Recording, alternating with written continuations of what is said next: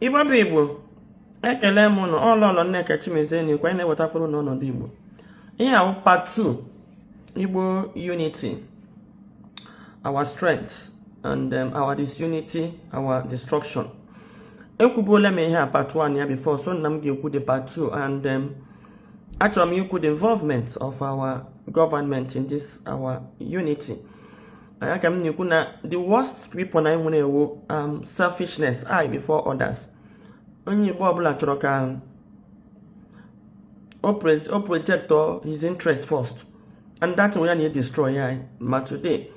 And ile anya ya dịka na emegbu enwedo anyị unite ha Nigeria tinyekwuo ya the whole world enwere ike imegbu nwaanyị because ndị Igbo shiri ike naturally, anyị shiri ike obi, nwekwa ọnụọgụgụ isi wo a very big strength.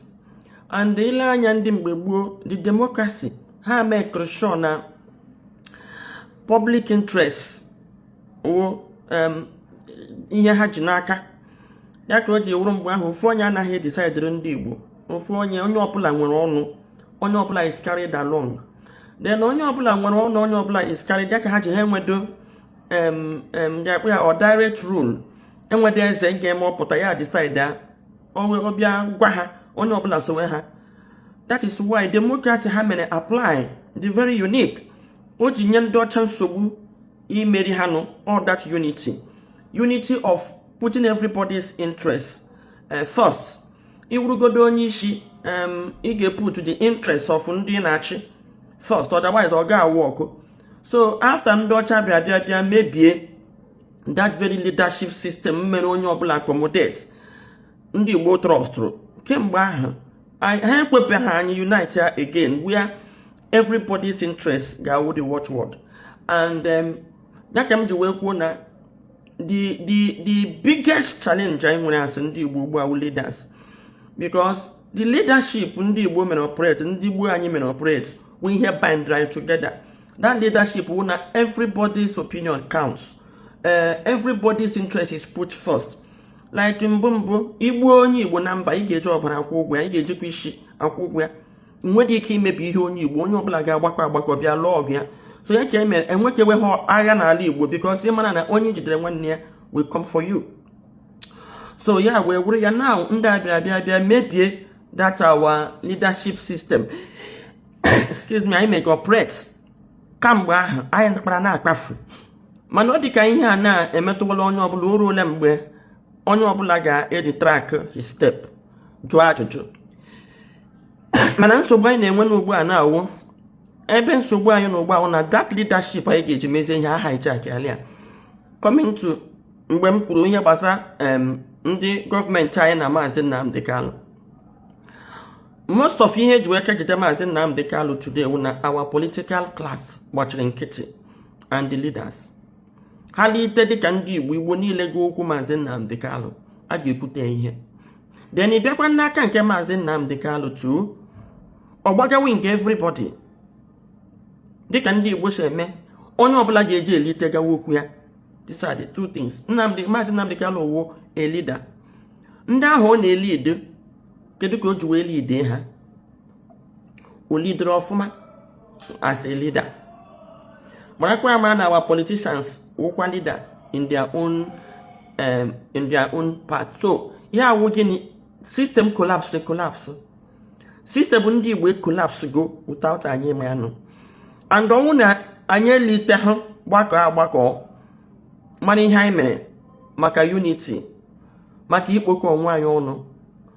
Ana m agwa unu eziokwu na obodo ha ka Igbo ga-ekpochapụ. Enwe ndị na-asị gị na ọ dịdị possible. Kedu ihe fọdụrụnụ? Ihe ọbụla gbasara our root adịgo destroyed. Ihe ọbụla gbasara foundation ndị mgbe gboo lere anyị adịgo destroyed. Chekugodu na enwebeghị otu ndị Igbo bidoro ya too ka nka gba mgbọrọgwụ. Ka anyị bido from ọhaneze ndị Igbo, ebidoro ọhaneze ndị Igbo ebe 1975, ọtụtụ ndị amaghị. Na ọhaneze ndị Igbo ka ndị Yoruba lere bido Afenifere, even Arịwa, ngwa gbakọ Arịwa na otu ha ji chekwa ndị be ha. Unu gbakọ Afenifere na otu ha ji chekwa ndị be ha, unu agbakọ ọhaneze na otu ha ji chekwa ndị Igbo. unu ọma ihe mere na ọha na eze enweghị ike ịchịkọnwu ndị Igbo. All that selfishness, I before others, not wanting to unite us, rather taking advantage of our disunity to better their own life. Yeah, wutokwa I before others. Today, kama ọha na eze ga na-eto ọha na eze na anwụ. Every leadership ọha na eze nwete gets worst by the day. Nna ya ukwu mbata anọ. Ịjakwu mbata ugbu a na-ekwu okwu unity na okwu movement, ị na-agbakasị ya arụ. Ọ dị epi ikuku call. Ịkpọ ya ọsị gị send message. Nyaka onwu iwu anyanwụ ji na-agbụwa m obi taa. Iwu anyanwụ dị ndị urugodu nwa ngwọrọkpọ ya na phone ya akpọ gị nye gị appointment. And achọpụtara m na ha ahụ na iwu anyanwụ uwe ya na-achọ ịchọkwa Igbo. Ha gbufuru that man. Ọtụtụ ndị amaghị na-egbufuru iwu anyanwụ egbufu systematically. Ọha na eze anyị nwere today nọ n'aka gọọmenti. Ndị PG anyị nwere today ewu ndị ga-eme enwe ka ihe si dị ha alitekwu okwu nọ n'aka gọọmenti. Ndị eze anyị, ọtụtụ ndị eze ịga mitie ha arịrị na-eri ha n'ihe na-eme, mana ha kwuo okwu ndị gọvanọ ewepụ ha kpụpụ ha okpu. So ha nọ n'akpa ndị gọọmenti. Mana ekwe na ama na ọkwa dis gọọmenti ndị Britain setụrụ up. Ha na ndị gboo gbawara war. Ha na ndị ọha ma ha maka Igbo ndị ụmụ nwaanyị Igbo na 1929 gbara war.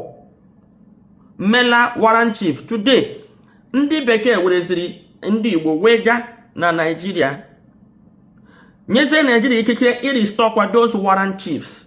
Maka na ihe ụmụ nwaanyị ji lụọ ọgụ ahụ chụpụga those Warren Chief wo. Ha ama ihe ha chọrọ iji ha eme. No iji ha discata because once Igbo na-enweghị unity, mmadụ 10 ga-emeri nwaanyị n'agha. Ihụrụ otu anyị na ugbu a n'ala Igbo. Iweta 100 bandit wụbata n'ala Igbo, ha ga-alụ ọkụ nwaala Igbo, chụchịcha ndị Igbo niile. Unu lee nke mere eme, asarị dịka Igbo, gentle dị yahoo ha. Chụrụ Igbo niile. Chụrụ Igbo niile for 4 years. Ọ ịgwa gị ihe disunity and selfishness na-eme anyị. And gịnị wụdata nke ihe eji enweta anyị na that disunity selfishness. Gọvanọ rigoro ya chọọ ka ọ chịkwata otu dị ya mma. Then ọgwụgwụrụ na ịchịkwata otu dị ya mma wee kpọta ndị iro, ya kpọta ha. Iti local government ya chọọ ka ọ chịkwata. Then ịchịkwata ihe ahụ otu dị ya wee kpọta ndị iro. Then otu niile dị iche iche a na-eme establish n'ala Igbo. A na-eme ya establish for political influence. Ha mepee ha atiwere ndị politics mkpu, enye ha ego. Otu ọbụla emere establish n'ala Igbo na-anaghị eti politics mkpu, ndị gọọmenti agbajie ya aka destroy ya. It doesn't matter ihe ha na-emere ndị Igbo. Igbo Women Assembly nke m na-lead ugbu a na a na-achọ otu eji azọgbusha izonyo anyị because anyị anaghị eme politics. N'agbanyeghị na anyị na-akwado asụsụ Igbo, na-akwado ọtụtụ ihe. Nnamdi Kanu bịa hiwe IPOB. Gwa ya mgbọrọgwụ n'ụwa niile. Were emere his own personal property. Onye ọbụla bịa chọpụta ihe ọ na-eme na-adịghị mma weta ọ na-ebe ahụ. N'agbanyeghị na ndị otu ya ma ọ bụ ndị na-edifend ya makwa na ihe ahụ onye ahụ na-ekwu bụ eziokwu. Egwudogbuo onye ha maka ihe ngịnị ka ha protect their own personal interest. Ya ka a ga-eji na-egwudogbuo onye ha. N'agbanyeghị na-apụta mbọsị a kwuo okwu lekwa ihe m hụrụ. Ọtụtụ ndị Igbo gwa m na-achacha biko ele ihe nke m kwuru na-abụdị eziokwu. Ọwụdụ na ihe m kwuru abụdị eziokwu. Kama na onye ọbụla ihe awụsaịdị ebe m nọ ka m protect ya. Mgbe m bịa chọpụta ihe na-eme na IPOB, ọ gbawara m obi gbaa m anya mmiri maka na m nwachara na IPOB ka anyị ga-eji chịkwata nwa onwe anyị ma anyị kwado IPOB. N'agbanyeghị na ihe ọma mma Maazị Nnamdi Kanu mere with IPOB ọ chịkọtara ya ụtọ anyị yiwe a structure. Mana gịnị ka o mere n'ugbu a? Because of his own selfishness. Ya kerisie otu. Mana na otu ọbụla bịara nwee nkewa, forget it. Onye a na-ekwu ebe onye a na-ekwu ebe, forget it. Ọ dị gị ka Maazị Nnamdi Kanu na kewara otu into 3. Ọwụfọ ọdịmma ndị Igbo ka ọwụfọ ọdịmma nke ya na ezinụlọ ya. Gwakena onwe gị eziokwu. Ọha na eze ekewara ya ekewa. ị na-eche na isi guzo na ndị otu ugbu a na-ekewara ọha na eze ogodo nnọọ na elekshọn eme na nke onye mbata adọrọ mma ikewa ya ọya kasịna mma. Lee n'ala Igbo ugbu a na ndị gọvanọ anyị ihe mee n'ala Igbo ha anaghị ekwe ka midia ripọtụ ya, ka ndị Igbo ha na-achị hapụ ịhụ ihe ha na-eme maka ihe gịnị, their own selfishness. Ha chịchaa lotuzie ọtụtụ n'ime ha ekwuru na ha akpatala enough money gbalụ obodo oyibo buru ego a ga-eji meju obodo gbalụ obodo oyibo agbalazi obodo oyibo. Anyị emezi ala Igbo agbasa ha. So Igbo bụ Igbo, ihe m na-agwa onye ọbụla bụ onye Igbo, ị nọ na gọọmenti, iwu a leader of any organization, the earlier ibido rule where your people ọfụma the better you get. Enwere gọvanọ ga-apụta ugbu a na-akpọ oku hapụ gị ime mobilization ndị ọ na-achị ịga zaa n'obiọma ihe ọma. Nna ya ukwu okwu ụzọ dị mma pụta sị na ọ bụgo na ọsọsọ mmadụ labụ fụọ n'Imo steeti achịkwa ha na Imo steeti dị peaceful tụrụ ya ọkụ maka selfishness ya. So Igbo ndị ọma ndị nwe m nọ, so long as ndụ dị nka ga na-ekwu na-akụ mgbịrịgba maka na asị na ekwugo okwu mere ọnụ ịghọtago na-ekwukwesị agwa ntị ntị ga-anụ mgbe a ga-egburu isi ntị so ndewo.